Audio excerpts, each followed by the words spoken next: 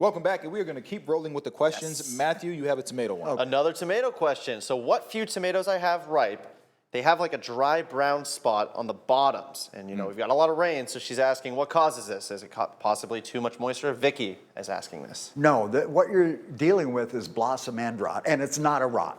It is a calcium imbalance. Happens early in the season. And I tell people, as an insurance policy, the day you put your tomatoes in the ground, you start spraying them with something like yield booster, which is a liquid calcium you spray directly on the leaves so the plant has enough calcium.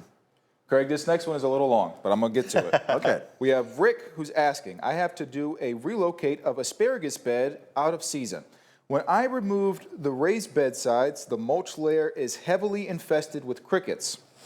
I don't plan on getting to eat any of the asparagus next year, so can I spray something on the bed now that won't add extra stress to the untimely transplant so I don't disperse the crickets? Well, we're going to go a couple of routes here. You can, well, if you're not going to eat any asparagus until next spring. Secondly, I would not transplant. I would actually go ahead and buy new crowns of the super males that are going to give you much better production. It is not good to move asparagus because when you cut into the roots, you open it up to disease. But if you have to, get them out of the ground back in, and don't worry about that spraying now. It's not going to affect your crop, but you're not going to be able to harvest for 2 years, not one. Wow. Once I go back and build my green thumb, I got to go back and watch all our interviews. I know, write all right? this stuff down. We just got so much good information. All right, this is from Tamara. I have 2 hydrangea bushes I have to move. When is it a good time to do that?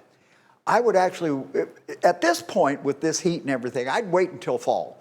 I'd wait until probably early to mid-October. They're going to be going dormant anyway. You're going to cut them way down, only about 10 inches above the ground. You're going to lift them with a nice clump of soil, get them out of the ground, back in the ground, use your root stimulator, and mulch them well. Make sure that you keep them watered through the fall and early winter.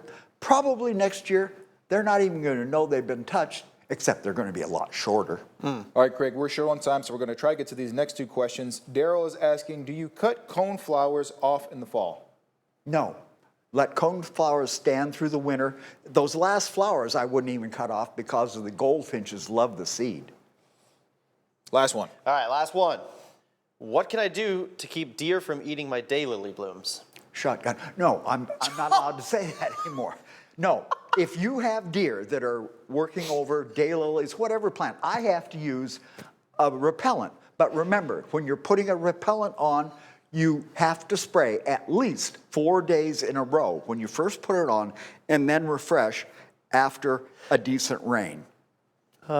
Man, I love Craig. Craig, we appreciate you for coming in the studio and giving us some good laughs. Thank you, Craig. Also some good plant lessons that we have this morning. So make sure you continue to send your questions in each and every week on our WQAD Facebook page.